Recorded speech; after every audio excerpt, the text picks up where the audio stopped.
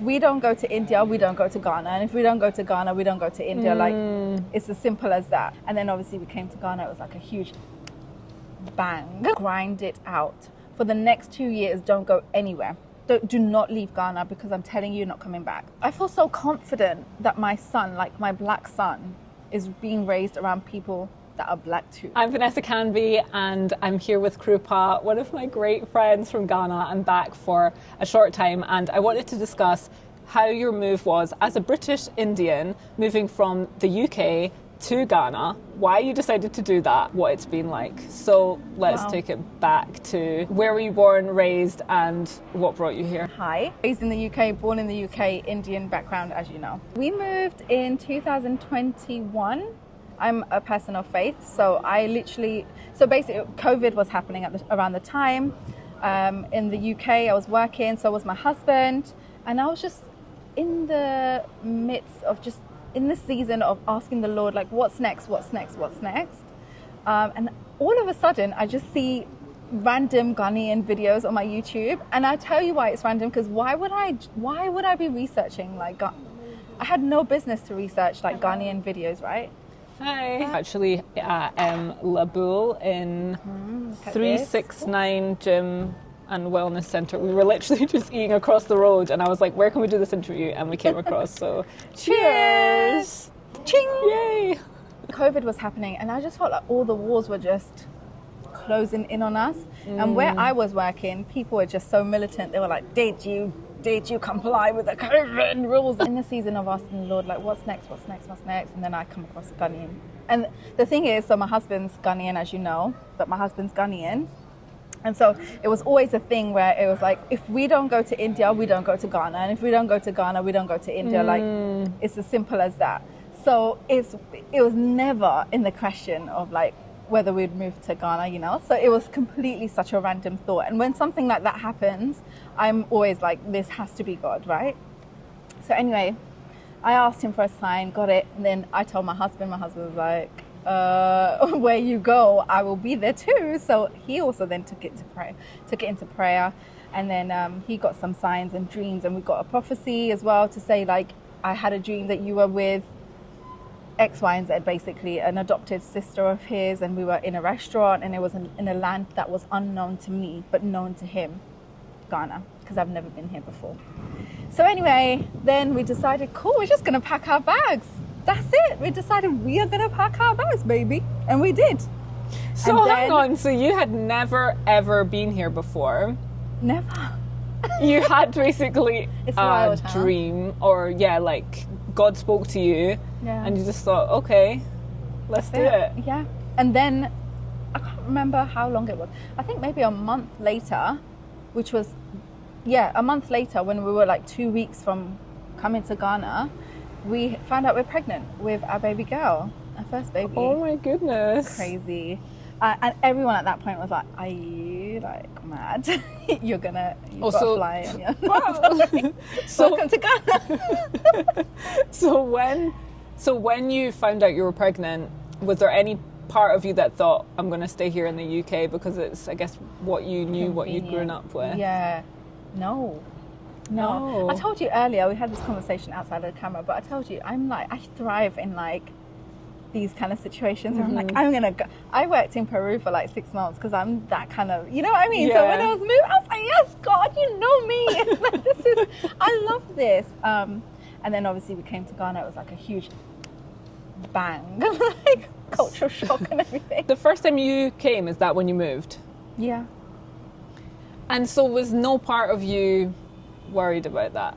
No, and I actually think it's a blessing. Because when you go to a country for a holiday, it's so different to how it is to live there, you know?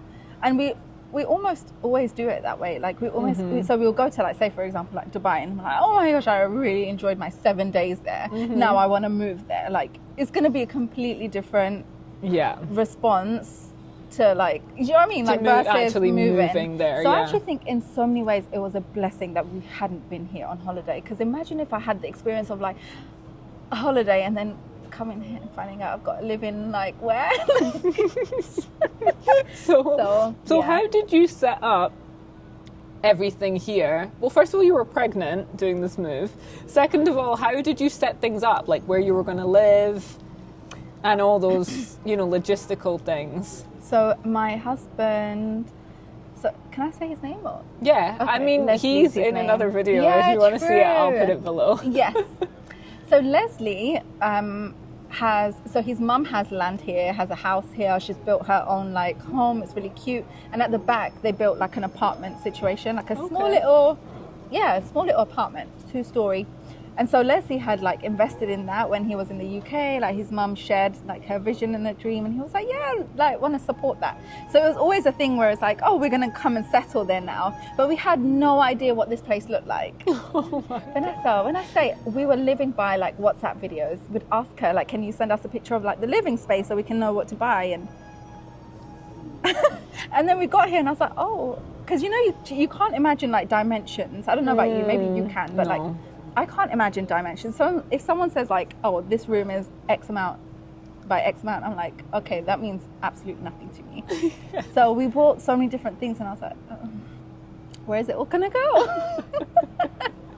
So so that was the logistics. And So then, did you move in there Yeah. initially? Oh, I didn't even know that. oh my gosh, yeah. So how long did you stay there? 8 months. All right, okay. So in that time, did you take that time to figure out your next steps? Yeah, exactly. Okay. 8 months, we stayed there, and then we were just going to give birth to Zari. So Zari's our baby girl. So we were just going to give birth to Zari, and it was really going to be tight, like very tight. Yeah. So we decided to move to the place. Oh, right, Yeah.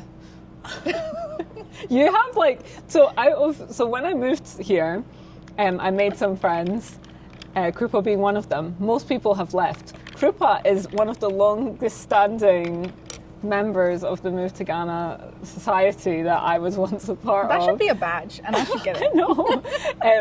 So yeah, how long has it been now since you moved? 4 years. In May, it's going to be 5.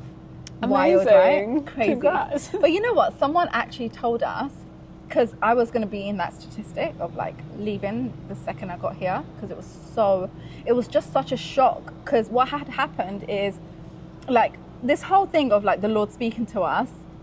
Sometimes when that happens, when it's definitely like a divine alignment, you have this idea that it's going to be perfect. So we got on the plane and then we got an upgrade to business class. So I was like, Wow. listen, I am living the life. I'm going to go and live my best life in Ghana. This is a sign. And then I got here and then like water supply was,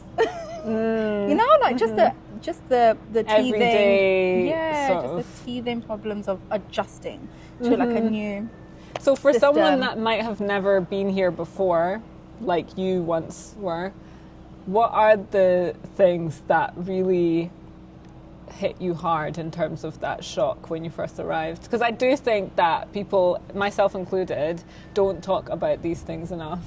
Yeah, 100%. Because before we booked that ticket, I was watching videos like yourself and like others, and I was like, man, these people are really selling me the idea of moving to Ghana. I love it. But anyway, I would say the water situation for me was like a big shocker, because I was like, what? I can't like have continuous running water when I'm washing the dishes. Like it was like that. And then water comes in on Tuesdays and Fridays. Like, what? What's that? Nobody mentioned this.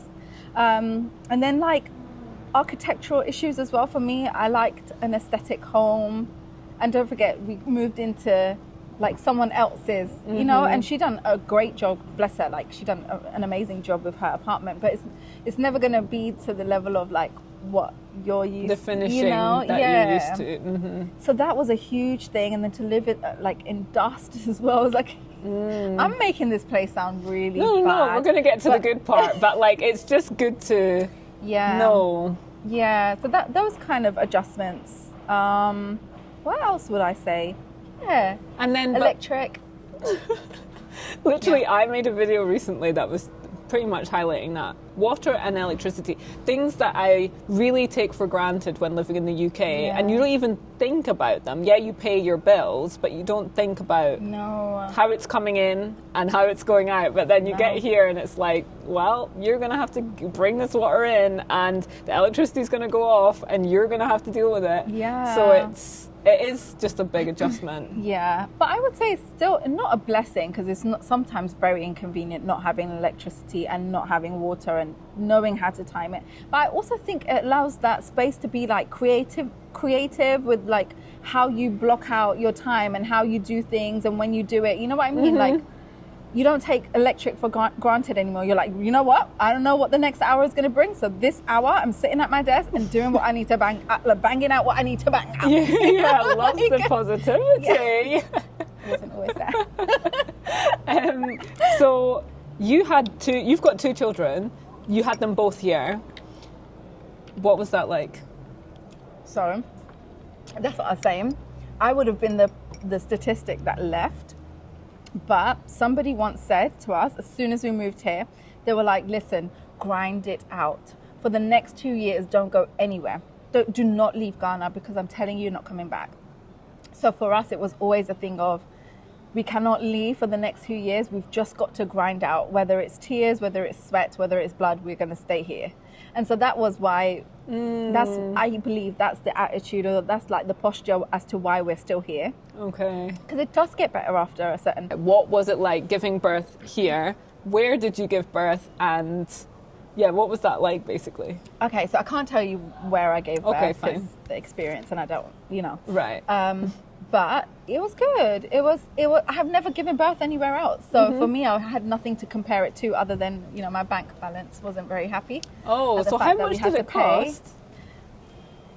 So sometimes in Ghana's a lovely place, guys, because we're making it we sound will like go it's to not. the highlights. But in the hospitals, they were just adding lots of different things. Tell me why. I had no gas. I had no reason to have gas, but there was gas on the bill. So we ended up paying a lot more than we actually needed to. But at the time where you've just had a newborn, no one's really like caring to go down the list and seeing, did I really have that? So we just paid it. But it was around, at the time, 25,000 cities. Okay. For the C-section. Do you know, in comparison, like at that time, like in dollars or pounds? Do you have any? No, I don't. Do you still convert things, or you don't?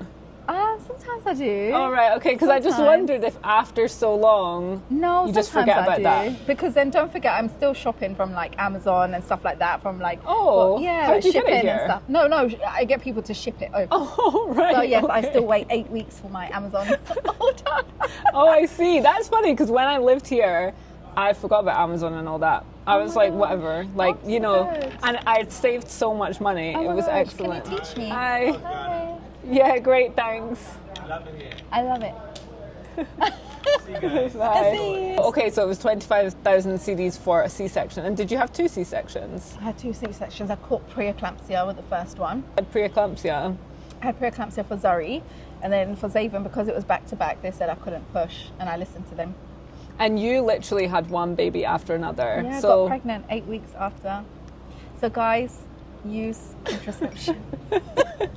I mean, yeah, that's hard going. Like, I've never done that. Ooh. And I've got a 2-year gap between my youngest 2, and that's hard going. So like, I can't imagine less than a year. Yeah, 11 months apart. They share the same age for 3 weeks of their lives. That's mental. I know. That's going to be their fun fact. Cool, yeah.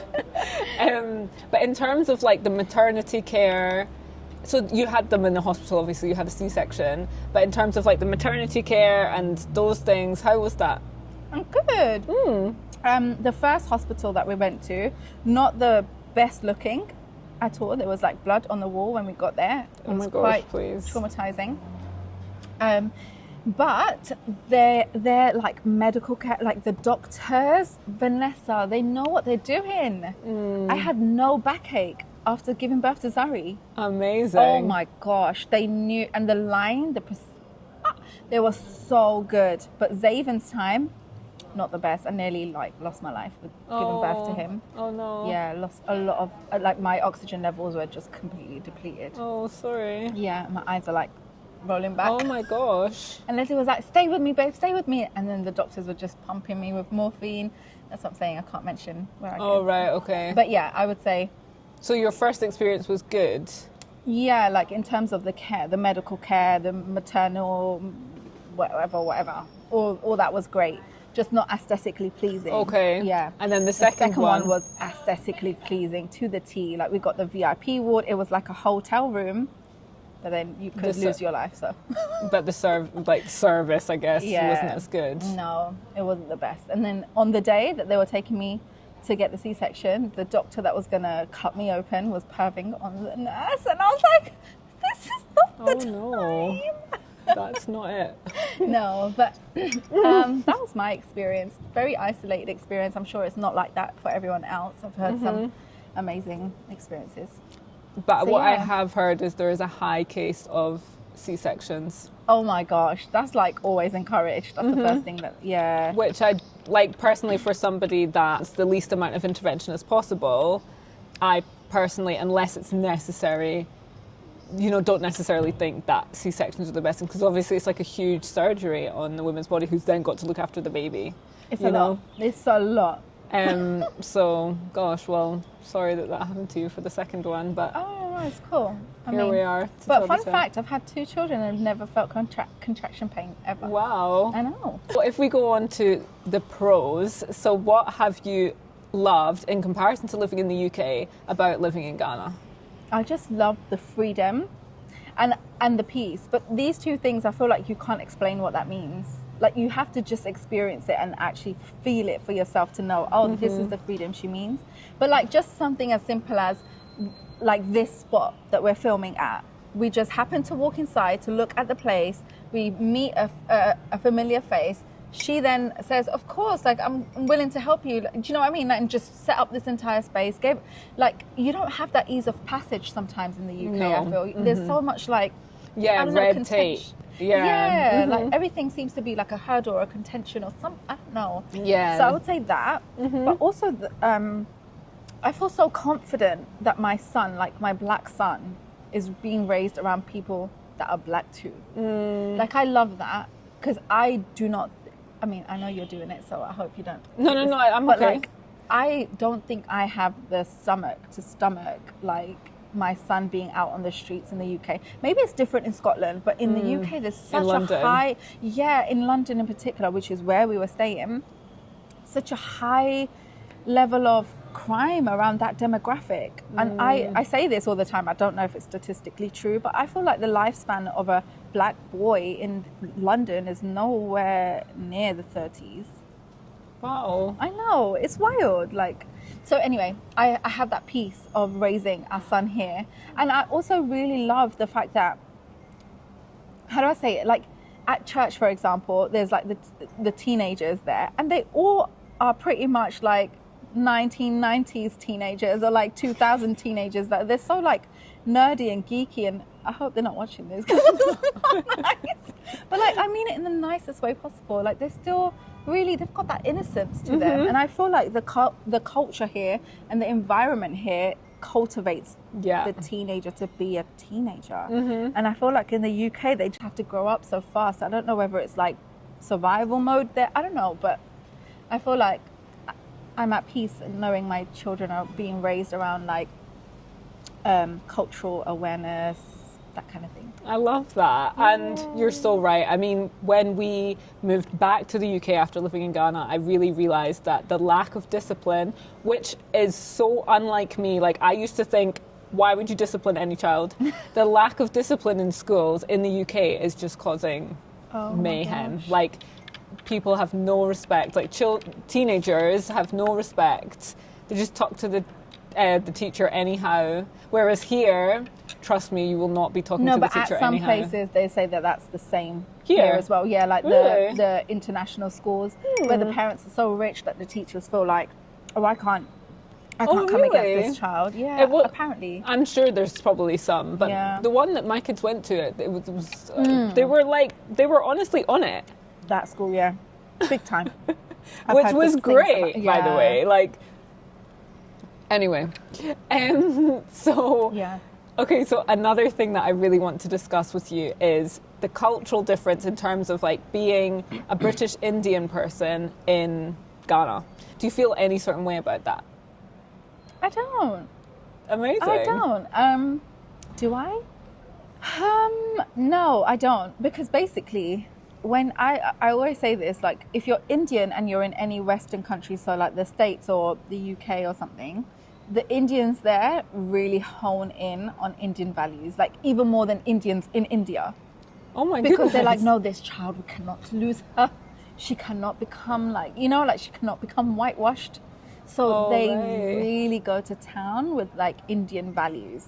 So I say like the Indian culture and the African culture have such similarities. Like, so I feel like we've just kind of blended in. So yeah. And is it similar? I've never been to India. Like the landscape, is it similar at all? Just like in what Ghana? Sense? Like, when you're out and about. The architecture and all this. Yeah, like, do you mean like just the landscape, like literal landscape? The literal, like you're driving around. Like, does it seem like India at all? No. Ghana is so much more established in that sense. Right, okay. Like the roads, it's not as crazy. What, in India? It's crazier. No, India is crazy. Oh, right. Like in a tight knitted lane, you have like 3 cars trying to like. Oh my gosh. And like, I'm not exaggerating. Sometimes if you come home with 5 toes, just look up and bless the Lord, please. Because it's literally chaos. Because they're overpopulated. So that's why. But I'm talking about like a small state in India. Oh, right. I'm not talking about the city. I've not been to Delhi, so I don't know. I mean, I have, but I was so young that I couldn't register these things. They don't matter. Yeah. Okay. But in terms of like the architecture and stuff, almost similar. Okay. But definitely India is a little bit outdated, I would say. All right, interesting. Felt any sort of like discrimination or anything like that being an Indian person here in Ghana? Yeah, so sometimes if they see me with a Ghanaian man, because obviously it's one of their own like people, right? So that's when the dynamics change a little bit. Okay. And it will be the same in India. So if Leslie was there as, standalone black man on holiday maybe, then it's like, yes, come on, sir, let me chai. Like, what do you want to drink? But if they see that he's married to an Indian now, that whole situation changes. And now it's like, who gave you permission to marry? It's like, it's the same thing. Right. So sometimes I feel that energy here as well. Okay. So yeah, but, that's a shame. And also, I don't know whether it's like Londoners are just like over polite. You could just accidentally touch someone and be like, I'm so sorry, like, say sorry like 10 times. So I came with that energy when I came to Ghana, and Leslie was like, it's okay, but we're not in London. So that, I feel like that's been toned down, but I don't know whether that's to do with discrimination or not, or it's just me adjusting to or acclimatizing to where I'm at, you know what I mean? I guess, it's interesting, like coming from the UK where there's also discrimination to another place. But would you say it's less than in the UK? It's not even comparable. Right, okay. Like very little. Okay, in fact, the fact that I even brought it up, like, I should basically get a slap on my wrist. Like, it's completely different out there. Okay. Oh, yeah. Out there, Oh! I'm going back there in a couple of days. Sorry. Oh, wow. Yeah, that is so out there for me now, though. It's so true. I'm just so disconnected. Like, I mean, it's an everyday. Like, when I walk out, every single day I'm thinking about, like, I'm like, these people think I'm different from them. Did you feel like that? You were in London, so I guess, like, it's not no, as... even still, though. Like, you'd be on a bus and like, go back to your own country, like... Oh, my gosh. I'm like, this is my country. I was born here. Like, where do I go to? So, yeah, man. So would you ever move back to the UK? Never. Please don't even put that into the atmosphere. No. I have nothing there now. Like, nothing. Even my friends and family there, I'm like, can we meet somewhere, like, nice? Like, can we just meet? Maybe you don't want to come to Ghana, no problem. Not a forced thing. But let's meet somewhere else, That's going to be the vibes going forward. You're not even bothered about going? No. Have you been back since you moved here? Oh my goodness, I didn't know that. That's another fun fact. And you've just got no desire? No, none whatsoever. My mum keeps saying, like, can you, when she was in the UK, she was like, can you come? Like, can you bring the children here?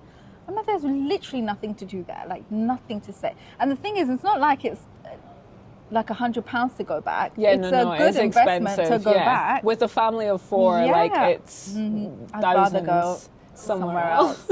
Sorry. You're like, I spent enough of my life there.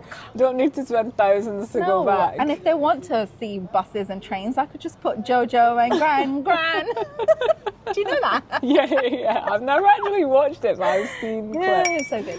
Oh, that is hilarious. Oh my gosh. Well, thanks so much, Krupa, for, coming on my channel. This has been a long time coming. Years ago, I asked you to do an interview. Never happened till now, but, everything happens in the right time, divine time. So, it's so true. Thank you for having me. And Krupa, actually, in fact, we never even got into that, what you do. You have your own YouTube channel. I do, but I have been absent for some time. Well, the comeback is now. Amen, please. But yeah, no, you need to teach me how to stay consistent, basically, because how do you do it? But yeah, I have a YouTube channel, faith-based. That's definitely what I thought, like I was called into it. And for so many years, people were like, can you do YouTube? You've got the camera energy or whatever. I'm like, no, girl, we don't do that stuff around here. And then you did it, Ghana, yeah. Oh, done amazing. that stuff around here. And well, by God's grace, it's going slowly but surely. But then I also work for a Ghanaian company here now in real estate. Oh, cool. Yeah, so I'm working for a company that provides solutions from the start to the end. So whether you're a developer, you're looking to buy, whatever the case be, we provide solutions from the beginning to the end in hopes that we're providing like transparency and just a more transparent model. Yeah. Oh, cool. Amazing. Yeah. But you've done other things as well, haven't you? Like YouTube as well. And worked online. Yeah. Have you, like remote jobs and stuff like that over the years? Yeah, exactly. So just that really. Oh, but I definitely think you should come with a plan though, for real. Oh, for real. right. Okay. Because you need a plan in Ghana As to in survive. to make money. Yeah, 100%. Because at some point, the enjoyment, they finish, as they say. And the money will finish at some point. But like you guys have managed to, you're still here. It's almost 5 years and you don't intend on moving away. No. Thanks so much for watching this video. Please do hit subscribe and subscribe to Krupa's channel as well. And see you later. Bye. All right, bye.